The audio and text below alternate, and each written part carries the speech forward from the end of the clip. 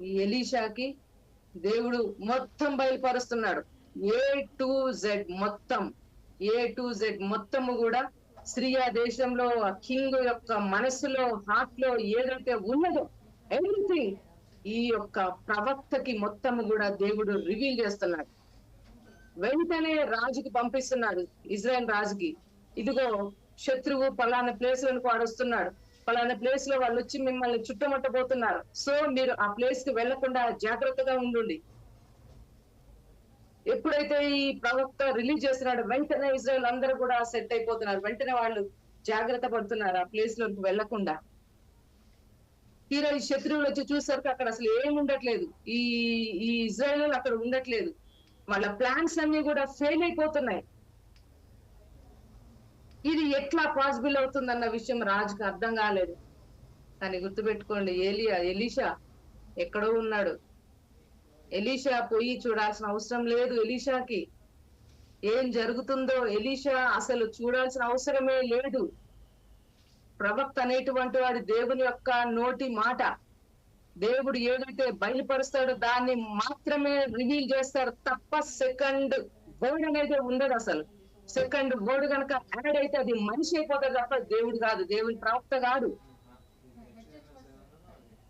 ఈ విషయాన్ని తెలియక వాళ్ళందరూ కూడా రాజు కింద ఉన్న వాళ్ళందరినీ కూడా వాళ్ళు హింసించడం మొదలు పెట్టారు. మీరే చెప్తున్నారు అని. అర్థమవుతుందా? కాకపోతే తర్వాత అర్థమైంది. ఎలీషాకి మొత్తము దేవుడు మొత్తం టీచ్ చేస్తాడు, చూపిస్తాడు, ఓపెన్ చేస్తున్నాడు మొత్తం. ఇక లాభం లేదు. ఎలీషా ద్వారా మొత్తము ఇదంతా మన ప్లాన్స్ అన్ని క్యాన్సిల్ అయిపోతున్నాయి కాబట్టి ఇక ఆయన్ని చుట్టముడుదాం. ఆయన పట్టుకున్నాం ముందు, ఇజ్రాయెల్ కాదు, ఆయన పట్టుకున్నాం ముందు. ఆయన పట్టుకొని మనం తీసుకొస్తే ఇక ఇజ్రాయెల్ అందరూ మన సొంతం అయిపోతారు, వాళ్ళు మనకి దొరికిపోతారు. ఎంత ప్లాన్ తీశాడు రాజు, సిరియా రాజు. కానీ గుర్తుపెట్టుకోండి, ఎప్పుడైతే ఆ సమూహము ఈ ఎలీషా ఉన్న ప్లేస్ లోనికి వచ్చి మొత్తము చుట్టుముట్టాడో గెహజీకి ఐస్ ఓపెన్ అవ్వలేదు కాబట్టి భయపడుతున్నాడు. భయపడి ఏం చేస్తున్నాడంటే, నా ఏలినవాడ ఎలీషా చూడు, మనము నైట్ పడుకొని పొద్దున లేచేసరికి మన చుట్టూ ఇంతమంది సమూహాలు, ఇంతమంది ఎనిమి మన ల్యాండ్ లో ఎనిమి అంతా కూడా వచ్చి మనల్ని చుట్టుముట్టారు. ఈ ఆర్మీ అంతా మనల్ని చుట్టుముట్టారు, కంపల్సరీగా మనం దొరికిపోతాం వీళ్ళకి. ఖచ్చితంగా ఈసారికి మనం అయిపోయినట్టే మన పని అని గడగడ వణుక్కుంటూ ఎలీషా దగ్గరకు వచ్చి చెప్పినప్పుడు ఎలీషా ఏమనంటాడు తెలుసా? నువ్వేం భయపడకు గెహజీ, నువ్వు అసలు ఏమీ భయపడకు. ఒక కింగ్ లోపల ఉన్న దాన్ని ముందుగానే బయలుపరిచినటువంటి దేవుడు ఇప్పుడు మనల్ని ప్రొటెక్ట్ చేయడా?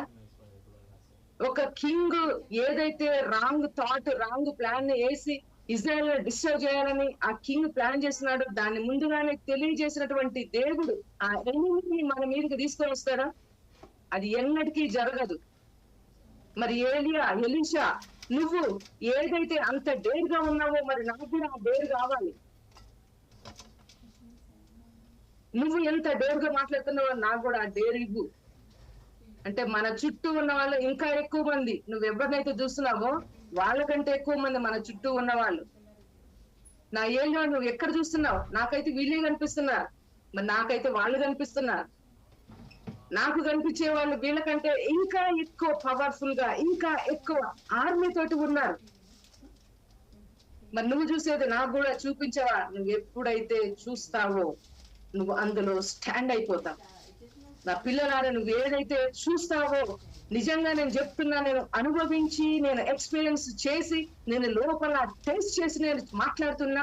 నా మాటను నీ లోపలికి తీసుకో.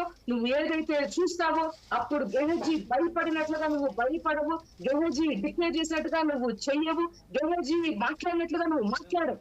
నువ్వు ఏదైతే చూస్తావో, నువ్వు చూసినప్పుడు వెంటనే నువ్వు స్టాండ్ అయిపోతావు. ఆ పార్టేకర్ గా నువ్వు నిలబడిపోతావు, అందులోనికి నువ్వు ప్రవేశిస్తావు, దాంతో నువ్వు కనెక్ట్ అయిపోతావు.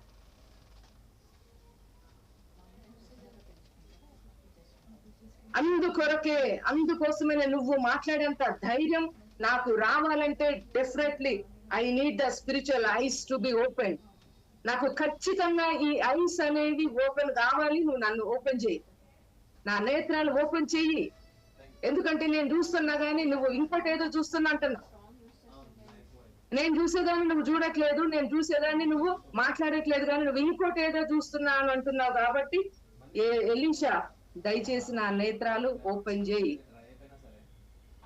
ఏ శ్రమలో నువ్వు చూసేటట్లు, నువ్వు చూసిన దాన్ని ఫిక్స్ అయ్యేటట్లు దేవుని యొక్క పవర్ఫుల్ ఆ గ్లోరీ తోటి నేను ఇప్పుడు నిన్ను టచ్ చేస్తున్నా యేసు నామములో.